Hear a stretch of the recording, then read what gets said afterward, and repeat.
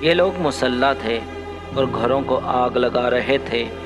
بیلا نے اپنی آنکھوں سے اپنے باپ کو قتل ہوتے ہوئے دیکھا، پھر اس نے اپنی آنکھوں سے اپنی ماں کو دم توڑتے ہوئے دیکھا۔ وحشی مسلمانوں نے اس کے پستان کاٹ کر پھینک دیے تھے۔ بطول بھی اب نیم پاگل ہے۔ اس کے باپ کو جاٹوں نے اس بے دردی سے مارا ہے کہ ہندو تہذیب کے پچھلے 6000 برس کے چھلکے اتر گئے ہیں اور انسانی بربریت اپنے وحشی ننگے روپ میں سب کے سامنے آ گئی ہے۔ پہلے تو جاٹوں نے اس کی آنکھیں نکال لیں، پھر اس کے منہ میں پیشاب کیا، پھر اس کے حلق کو چیر کر اس کی آنتیں تک نکال ڈالیں، پھر اس کی شادی شدہ بیٹیوں سے زبردستی منہ کالا کیا۔ السلام علیکم دوستو، ادب ڈائری میں خوش آمدید۔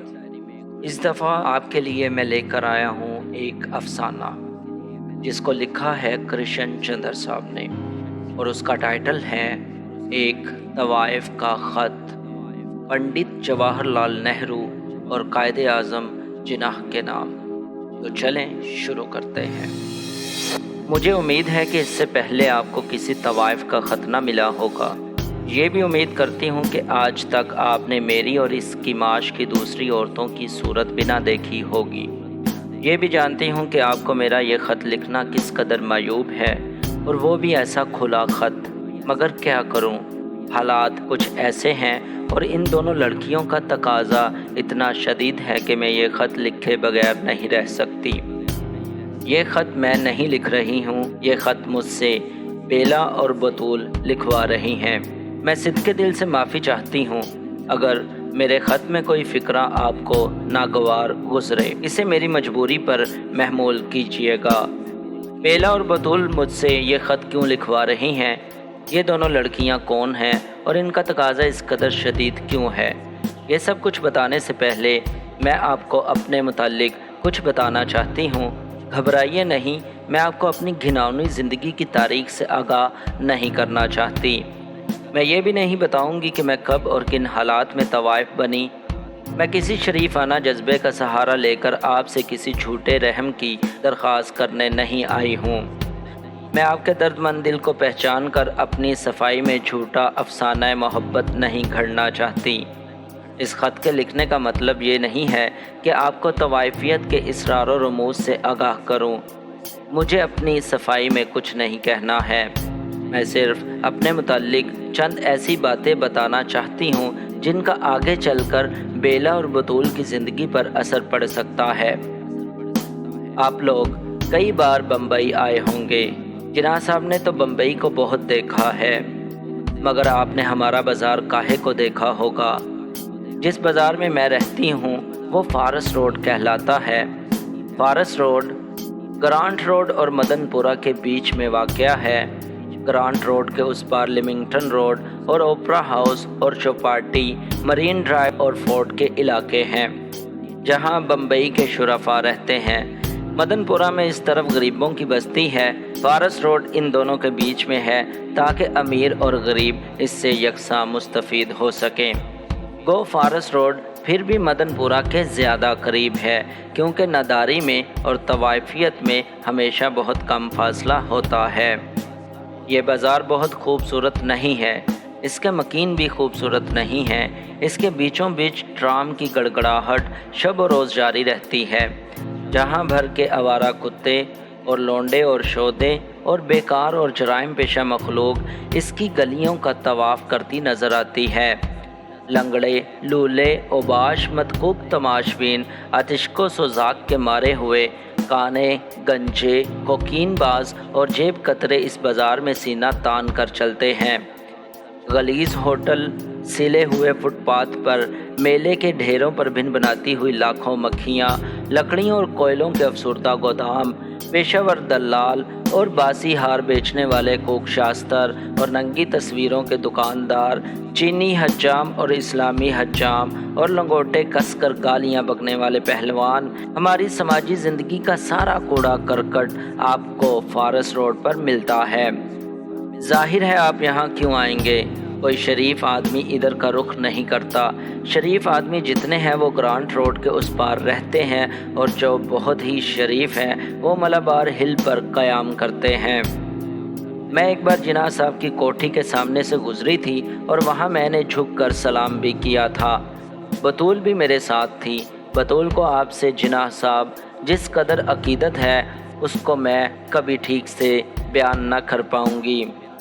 خدا اور رسول کے بعد دنیا میں اگر وہ کسی کو چاہتی ہو تو وہ صرف آپ ہیں۔ اس نے آپ کی تصویر لاکٹ میں لگا کر اپنے سینے سے لگا رکھی ہے، کسی بری نیت سے نہیں۔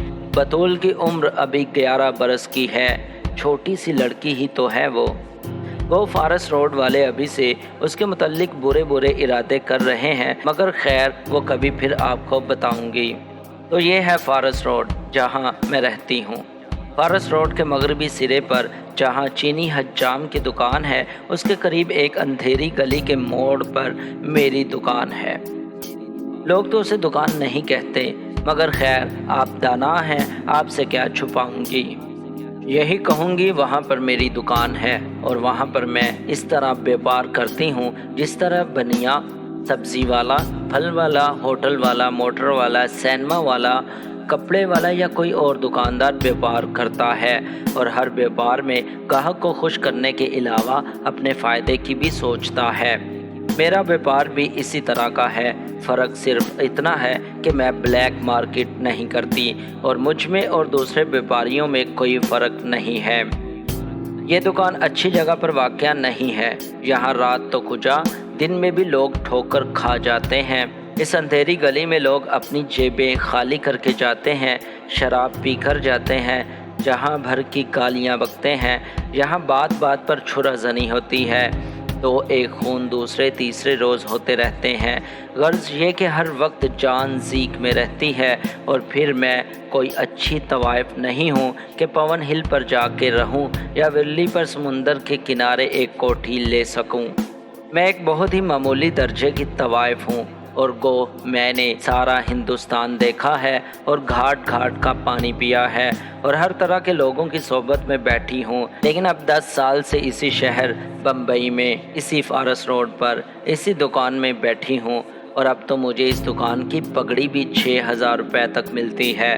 حالانکہ یہ جگہ کوئی اتنی اچھی نہیں، فضا متعفن ہے، کیچڑ چاروں طرف پھیلی ہوئی ہے، گندگی کے انبار لگے ہوئے ہیں، اور خارش زدہ کتے گھبرائے ہوئے گاہکوں کی طرف کاٹ کھانے کو لپکتے ہیں، پھر بھی مجھے اس جگہ کی پگڑی 6000 روپے تک ملتی ہے۔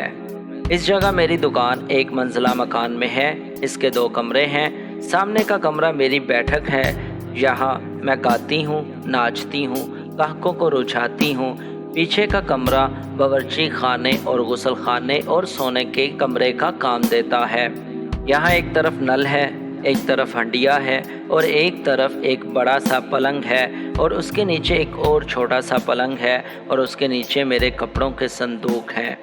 باہر والے کمرے میں بجلی کی روشنی ہے، لیکن اندر والے کمرے میں بالکل اندھیرا ہے۔ مالک مکان نے برسوں سے کلی نہیں کرائی، نہ وہ کرائے گا، اتنی فرصت کسے ہے۔ میں تو رات بھر ناچتی ہوں، گاتی ہوں، اور دن کو وہیں گاؤ تکیے پر سر ٹیک کر سو جاتی ہوں۔ بیلا اور بطول کو پیچھے کا کمرہ دے رکھا ہے۔ اکثر گاہک جب ادھر منہ دھونے کے لیے جاتے ہیں تو بیلا اور بطول پھٹی پھٹی نگاہوں سے انہیں دیکھنے لگ جاتی ہیں۔ جو کچھ ان کی نگاہیں کہتی ہیں، میرا یہ خط بھی وہی کہتا ہے۔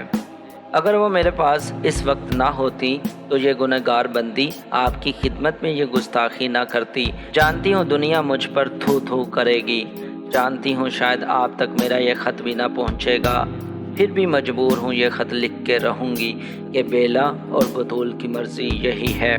شاید آپ قیاس کر رہے ہوں گے کہ بیلا اور بطول میری لڑکیاں ہیں۔ نہیں، یہ غلط ہے، میری کوئی لڑکی نہیں ہے۔ ان دونوں لڑکیوں کو میں نے بازار سے خریدا ہے۔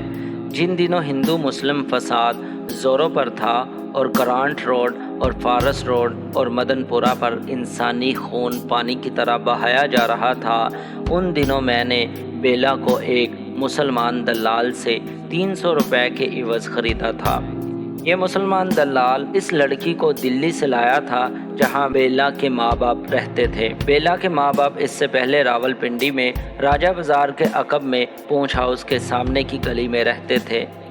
متوسط طبقے کا گھرانہ تھا، شرافت اور سادگی گھٹی میں پڑی تھی۔ بیلا اپنے ماں باپ کی اکلوتی بیٹی تھی اور جب راولپنڈی میں مسلمانوں نے ہندوؤں کو تہہ و تیگ کرنا شروع کیا اس وقت چوتھی جماعت میں پڑھتی تھی۔ یہ 12 جولائی کا واقعہ ہے۔ بیلا اپنے اسکول سے پڑھ کر گھر آ رہی تھی کہ اس نے اپنے گھر کے سامنے اور دوسرے ہندوؤں کے گھروں کے سامنے ایک جمع غفیر دیکھا۔ یہ لوگ مسلح تھے اور گھروں کو آگ لگا رہے تھے اور لوگوں کو اور ان کے بچوں کو اور ان کی عورتوں کو گھر سے باہر نکال کر انہیں قتل کر رہے تھے۔ ساتھ ساتھ اللہ اکبر کا نعرہ بھی بلند کرتے جاتے تھے۔ بیلا نے اپنی آنکھوں سے اپنے باپ کو قتل ہوتے ہوئے دیکھا، پھر اس نے اپنی آنکھوں سے اپنی ماں کو دم توڑتے ہوئے دیکھا۔ وحشی مسلمانوں نے اس کے پستان کاٹ کر پھینک دیے تھے، وہ پستان جن سے ایک ماں، کوئی ماں، ہندو ماں یا مسلمان ماں، عیسائی ماں یا یہودی ماں اپنے بچے کو دودھ پلاتی ہے اور انسانوں کی زندگی میں، کائنات کی وسعت میں تخلیق کا ایک نیا باب کھولتی ہے۔ وہ دودھ بھرے پستان اللہ اکبر کے نعروں کے ساتھ کاٹ ڈالے گئے۔ کسی نے تخلیق کے ساتھ اتنا ظلم کیا تھا، کسی ظالم اندھیرے نے ان کی روحوں میں یہ سیاہی بھر دی تھی۔ میں نے قرآن پڑھا ہے اور میں جانتی ہوں کہ راولپنڈی میں بیلا کے ماں باپ کے ساتھ جو کچھ ہوا وہ اسلام نہیں تھا، وہ انسانیت نہ تھی، وہ دشمنی بھی نہ تھی، وہ انتقام بھی نہ تھا، وہ ایک ایسی سعادت، بے رحمی، بزدلی اور شیطانیت تھی جو تاریخ کے سینے سے پھوٹتی ہے اور نور کی آخری کرن کو بھی داغدار کر جاتی ہے۔ بیلا اب میرے پاس ہے، مجھ سے پہلے وہ داڑھی والے مسلمان دلال کے پاس تھی۔ بیلا کی عمر 12 سال سے زیادہ نہیں تھی جب وہ چوتھی جماعت میں پڑھتی تھی۔ اپنے گھر میں ہوتی تو آج 5ویں جماعت میں داخل ہو رہی ہوتی۔ پھر بڑی ہوتی تو اس کے ماں باپ اس کا بیاہ کسی شریف گھرانے کے غریب سے لڑکے سے کر دیتے۔ وہ اپنا چھوٹا سا گھر بساتی، اپنے خاوند سے، اپنے ننھے ننھے بچوں سے، اپنی گھریلو زندگی کی چھوٹی چھوٹی خوشیوں سے۔ لیکن اس نازک کلی کو بے وقت خزاں آ گئی۔ اب بیلا 12 برس کی نہیں معلوم ہوتی۔ اس کی عمر تھوڑی ہے لیکن اس کی زندگی بہت بڑی ہے۔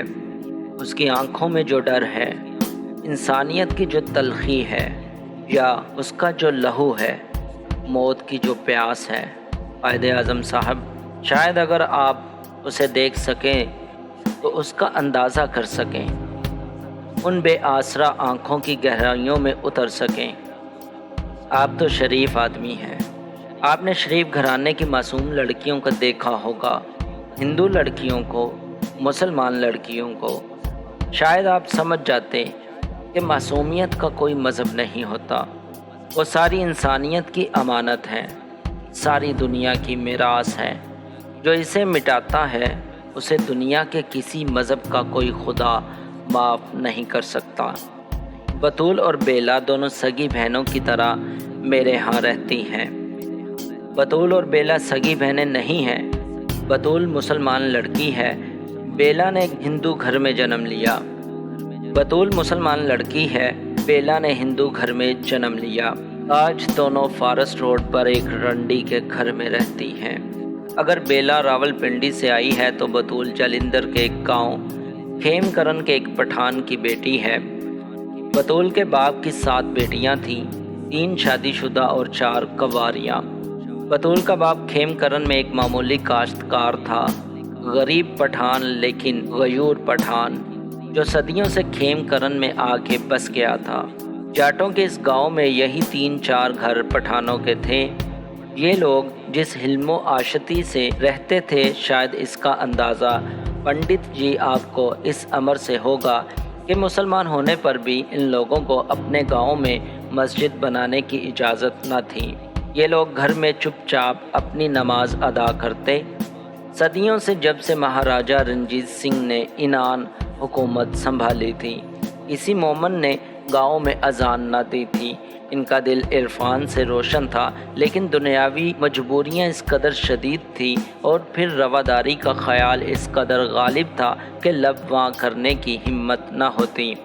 بطول اپنے باپ کی چہیتی لڑکی تھی، ساتوں میں سب سے چھوٹی، سب سے پیاری، سب سے حسین۔ بطول اس قدر حسین ہے کہ ہاتھ لگانے سے میلی ہوتی ہے۔ پنڈت جی آپ تو خود کشمیری النسل ہیں اور فنکار ہو کر یہ بھی جانتے ہیں کہ خوبصورتی کسے کہتے ہیں۔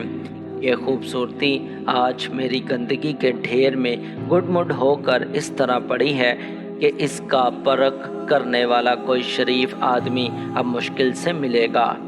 اس گندگی میں گلے سڑے مارواڑی، گھنی مونچھوں والے ٹھیکیدار، ناپاک نگاہوں والے چور بازاری ہی نظر آتے ہیں۔ بطول بالکل ان پڑھ ہے۔ اس نے صرف جناح صاحب کا نام سنا تھا، پاکستان کو ایک اچھا تماشا سمجھ کر اس کے نعرے لگائے تھے، جیسے 3-4 برس کے ننھے بچے گھر میں انقلاب زندہ باد کرتے پھرتے ہیں۔ ان پڑھ بطول وہ چند دن ہوئے میرے پاس آئی ہے۔ ایک ہندو دلال سے اسے میں نے خریدا ہے۔ اس سے پہلے وہ کہاں تھی یہ میں نہیں کہہ سکتی۔ ہاں، لیڈی ڈاکٹر نے مجھ سے بہت کچھ کہا ہے کہ اگر آپ اسے سن لیں تو شاید پاگل ہو جائیں۔ بطول بھی اب نیم پاگل ہے۔ اس کے باپ کو جاٹوں نے اس بے دردی سے مارا ہے کہ ہندو تہذیب کے پچھلے 6000 برس کے چھلکے اتر گئے ہیں اور انسانی بربریت اپنے وحشی ننگے روپ میں سب کے سامنے آ گئی ہے۔ پہلے تو جاٹوں نے اس کی آنکھیں نکال لیں، پھر اس کے منہ میں پیشاب کیا، پھر اس کے حلق کو چیر کر اس کی آنتیں تک نکال ڈالیں، پھر اس کی شادی شدہ بیٹیوں سے زبردستی منہ کالا کیا۔ اسی وقت ان کے باپ کی لاش کے سامنے ریحانہ، گل درخشاں، مرجانہ، سوہن، بیگم، ایک ایک کر کے وحشی انسان نے اپنے مندر کی عورتوں کو ناپاک کیا۔ جس نے انہیں زندگی عطا کی، جس نے انہیں لوریاں سنائی تھیں، جس نے ان کے سامنے شرم اور عجز سے اور پاکیزگی سے سر جھکا دیا تھا، ان تمام بہنوں اور ماؤں کے ساتھ زنا کیا۔ ہندو دھرم نے اپنی عزت کھو دی تھی، اپنی رواداری تباہ کر دی تھی، اپنی عظمت مٹا ڈالی تھی۔ آج رگ وید کا ہر منتر خاموش تھا، آج گرنتھ صاحب کا ہر دوہا شرمندہ تھا، آج گیتا کا ہر اشلوک زخمی تھا۔ کون ہے جو میرے سامنے اجنتا کی مصوری کا نام لے سکتا ہے، اشوک کے کتبے سنا سکتا ہے، ایلورا کے صنم زادوں کے گن گا سکتا ہے؟ بطول کے بے بس پنچے ہوئے ہونٹوں، اس کی باہوں پر وحشی درندوں کے دانتوں کے نشان اور اس کی بھری ہوئی ٹانگوں کی ناہمواری میں تمہاری اجنتا کی موت ہے، تمہارے ایلورا کا جنازہ ہے، تمہاری تہذیب کا کفن ہے۔ آؤ میں تمہیں اس خوبصورتی کو دکھاؤں جو کبھی بطول تھی، اس متعفن لاش کو دکھاؤں جو آج بطول ہے۔ جذبے کی روح میں بہہ کر میں بہت کچھ کہہ گئی۔ شاید یہ سب کچھ مجھے نہ کہنا چاہیے تھا، شاید اس میں آپ کی سبکی ہے، شاید اس سے زیادہ ناگوار باتیں آپ سے اب تک کسی نے نہ کی ہوں گی، نہ سنائی ہوں گی۔ شاید آپ یہ سب کچھ نہیں کر سکتے، شاید تھوڑا بھی نہیں کر سکتے، پھر بھی ہمارے ملک میں آزادی آ گئی ہے، ہندوستان میں اور پاکستان میں، اور شاید ایک طوائف کو بھی اپنے رہنماؤں سے پوچھنے کا یہ حق ضرور ہے کہ اب بیلا اور بطول کا کیا ہوگا۔ بیلا اور بطول 2 لڑکیاں ہیں، 2 قومیں ہیں، 2 تہذیبیں ہیں، 2 مندر اور مسجد ہیں۔ بیلا اور بطول آج کل فارس روڈ پر ایک رنڈی کے ہاں رہتی ہیں جو چینی حجام کی بغل میں اپنی دکان کا دھندا چلاتی ہے۔ بیلا اور بطول کو یہ دھندا پسند نہیں۔ میں نے انہیں خریدا ہے، میں چاہوں تو ان سے یہ کام لے سکتی ہوں، لیکن میں سوچتی ہوں میں یہ کام نہیں کروں گی جو راولپنڈی اور جلندھر نے ان سے کیا ہے۔ میں نے انہیں اب تک فارس روڈ کی دنیا سے الگ تھلگ رکھا ہے۔ پھر بھی جب میرے گاہک پچھلے کمرے میں جا کر اپنا منہ ہاتھ دھونے لگتے ہیں، اس وقت بیلا اور بطول کی نگاہیں مجھ سے کہنے لگتی ہیں، مجھے ان نگاہوں کی تاب نہیں، میں ٹھیک طرح سے ان کا سندیسہ بھی آپ تک نہیں پہنچا سکتی ہوں، آپ کیوں نہ خود ان نگاہوں کا پیغام پڑھ لیں۔ پنڈت جی، میں چاہتی ہوں کہ آپ بطول کو اپنی بیٹی بنا لیں۔ جناب صاحب، میں چاہتی ہوں کہ آپ بیلا کو اپنی دختر نیک اختر سمجھیں، ذرا ایک دفعہ انہیں اس فارس روڈ کے چنگل سے چھڑا کے اپنے گھر میں رکھیں اور ان لاکھوں روحوں کا نوحہ سنیں، یہ نوحہ جو نواکھالی سے راول پنڈی تلک اور بھرت پور سے بمبئی تک گونج رہا ہے، کیا صرف گورنمنٹ ہاؤس میں اس کی آواز سنائی نہیں دیتی؟ یہ آواز سنیں گے آپ۔ تو دوستو، یہ تھا کرشن چندر صاحب کا افسانہ ایک طوائف کا خط۔ میں امید کرتا ہوں آپ کو یہ ویڈیو پسند آئی ہوگی۔ اگر آپ کو یہ ویڈیو پسند آئی تو پلیز سبسکرائب، لائک اور شیئر کرنا مت بھولیے گا۔ اللہ حافظ۔